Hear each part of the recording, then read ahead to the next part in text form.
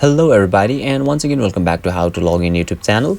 Today in this video I'm going to show you how you can log into Bank 365, so make sure you follow my step till the end.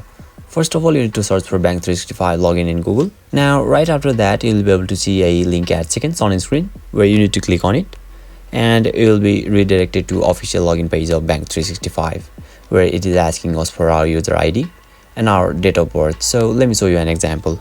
And yeah, make sure you keep your own date of birth, and once your credential is done, click to continue and you'll be able to log in. And by chance if you have forgotten your user ID, you can simply click on forget your user IDs on your screen and complete the formalities and you'll be able to log in. So basically this is how you can log into Bank 365. And if you still encounter any issue during the login process, feel free to leave a comment and I'll be happy to assist you. If you found this video helpful, please give it a thumbs up, and if you are new to this channel, make sure to hit the subscribe button and set the bell icon to on so that you can stay updated with our latest content.